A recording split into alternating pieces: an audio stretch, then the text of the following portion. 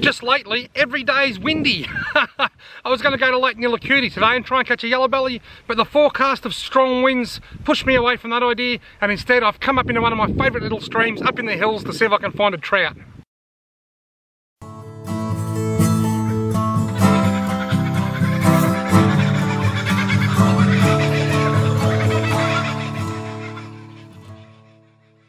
Righto folks, this is one of the most reliable creeks I ever fished. I have fished it this year and I've caught a couple of trout in it. It hasn't fished as well as it usually does, but it's fished well enough to lure me back. Hopefully today I can catch a couple. Let's go and find out.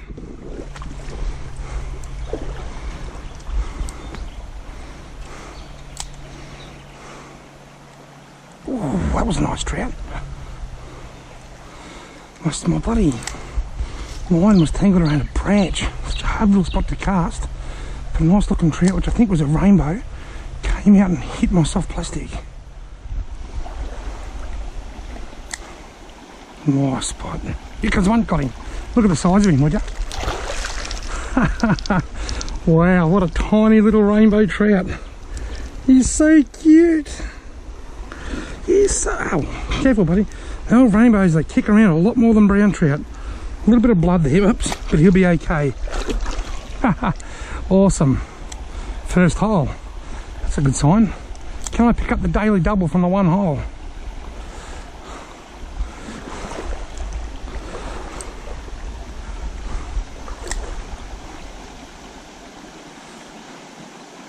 Not looking good.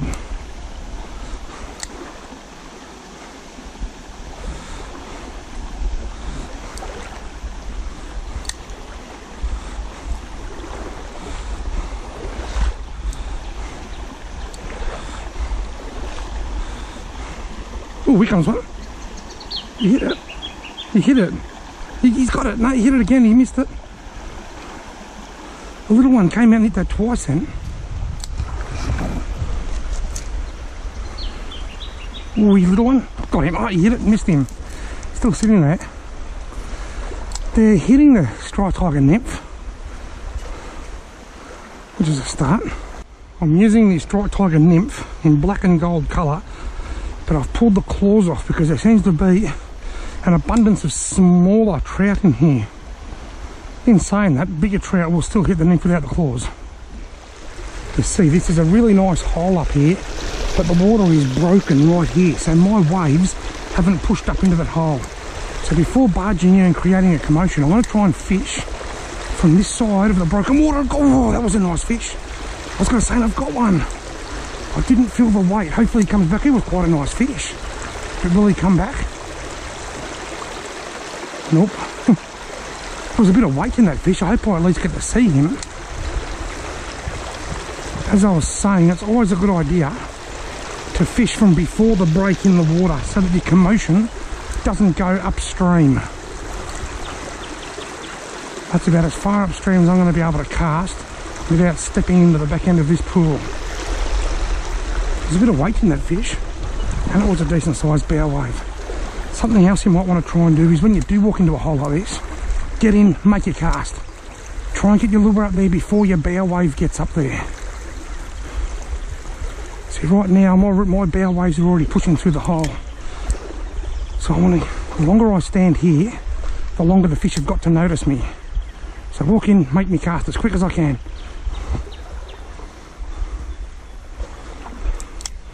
Don't stuff around with that right up there. Got to be something sitting up there shortly. Surely.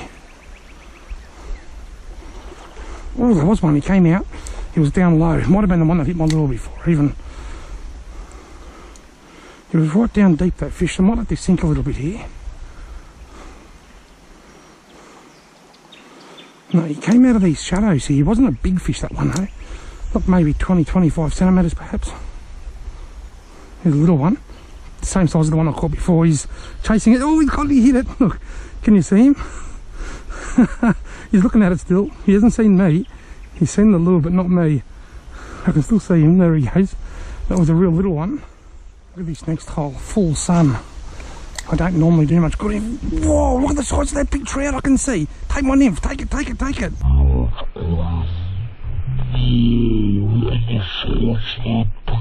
I can see. Put my nails, Oh, I just saw a trout. I kid you not, in the full sun. He has to have been 50 centimetres or more. He was huge. This is going to get a bit wetty. I might even get the nuts wet going through here. So I'm going to have to lift my bag up. Ooh, it's cool, but it's not bitterly cold. Like, it's not overly uncomfortable. It's actually quite refreshing on such a warm day. I take my bag off and hold it up in the air like this because I've got quite a few electronics in there. Nice shallow run. I like these runs. I love any trout water with tussocks on the banks like these. Trout love tussocks, especially in the grasshopper season. Not only do they provide grasshoppers for the trout to eat, but they also provide good hiding spots for the fish to sit underneath.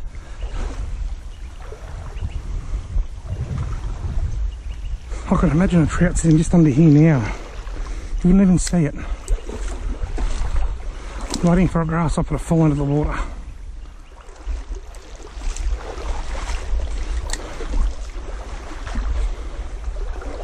Oh, that was a fish. I thought I had a little touch. I can still see him. He's right there. Just moving out of the shadow. He's only really small. And I'm snagged on this tree. I'm off. Let's see if he comes back for another go. If I don't make too much of a commotion here. Will he come back?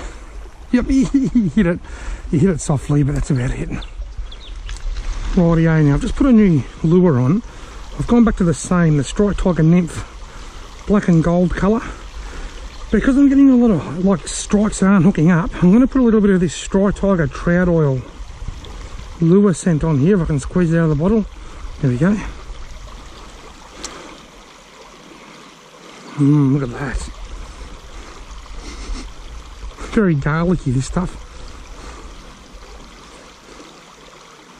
Rightio. So not only am I going to put the lure scent on, but I'm also going to leave the claws on, just to see if that makes a difference to the hookup rates. If not, I'm happy to pull them off, but I'll start with them on for now to see how I go. There's a footprint on the ground, so someone's been any fishing. That's not a fresh footprint. I always look for fresh footprints because fresh footprints indicate that I could be fishing in second-hand water or fishing for trout that are really spooked and I'm better off to go elsewhere. But that's an old footprint, so that's not a concern.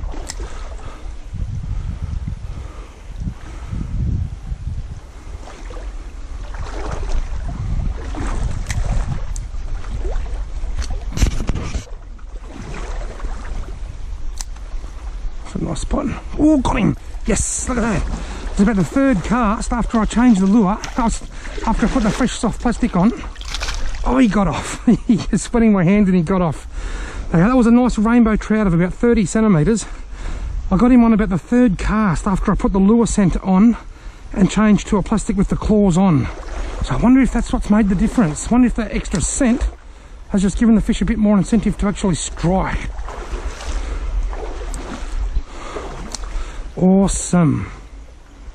When you're walking up these streams on a day like today when it's about 24, 25 degrees, these rocks on the edge of the creek can be absolute hot spots to find snakes. You'll often see them close to the bushes but out in the full sun.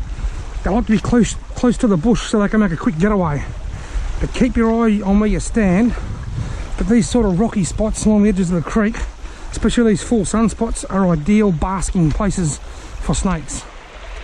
Now I've just stopped for a break on this nice log here, and I thought I might take a couple of minutes just to show you a couple of things that I carry around with me, a couple of gadgets.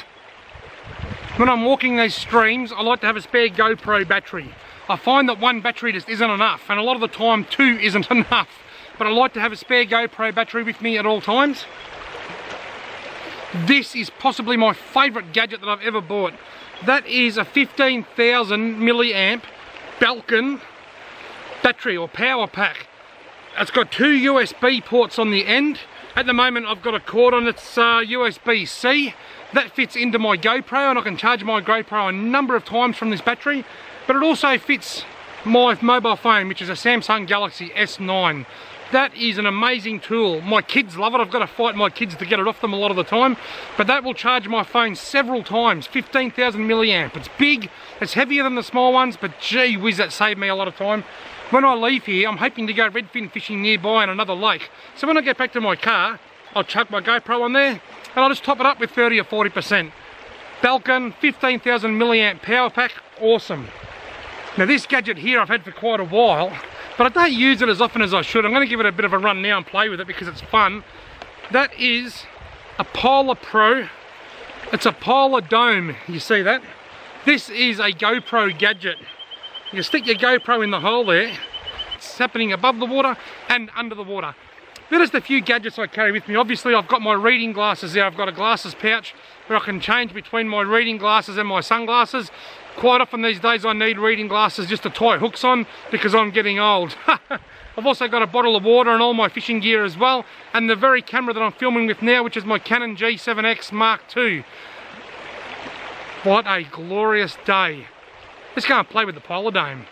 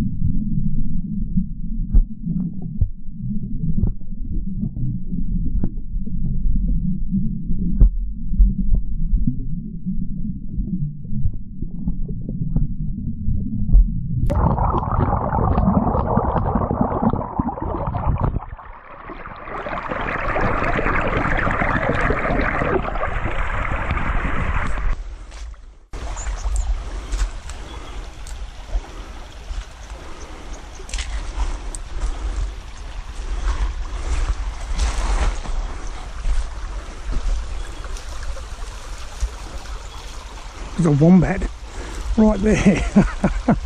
Hello wombat, he's right there. There he goes. I could hear something moving in the bushes and I wasn't sure what it was, so I followed the wombat.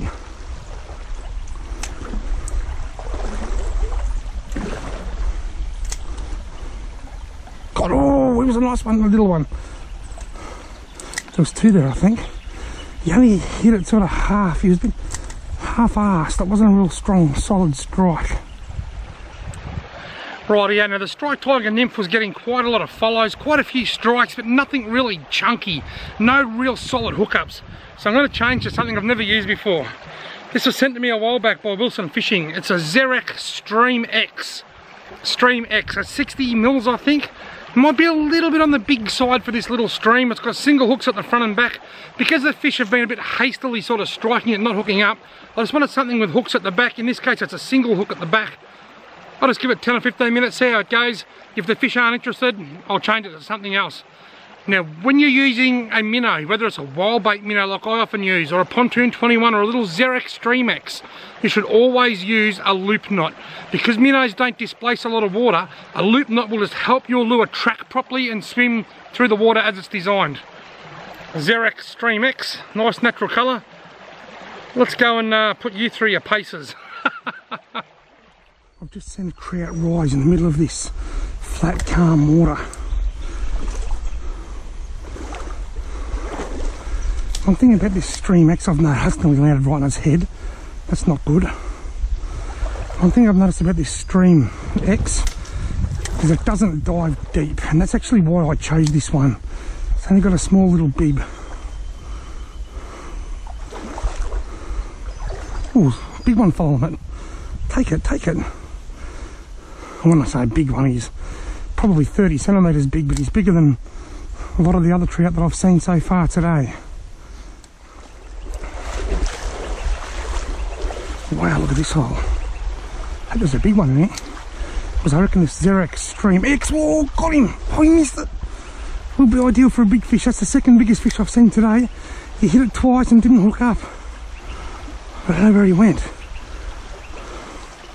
He hit it twice. He certainly came out after it.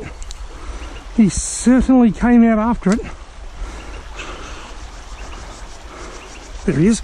He still wants it. He's not spooked. He's not spooked. He's under my feet here somewhere. If I stand really still, hopefully he might swim back into the hole. What if I just put this here like this? I don't know where he went.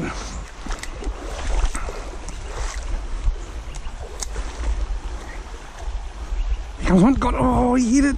I didn't set the hook properly. Bugger. Nice fish too. I'm putting a set of trebles on. This lure comes with us with single hooks. The lure itself is going really well, but that fish didn't hook up properly, so I'll persevere with the single hooks. But if that continues, I might switch over to trebles. That's exciting. Tell you what, this Xerx Stream X, it's certainly luring the fish out. They're liking the look of it, but it's not hooking up. They're loving the sight of it.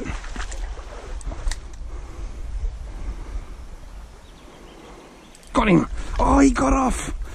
That's another one that's got off. He wasn't a very big fish.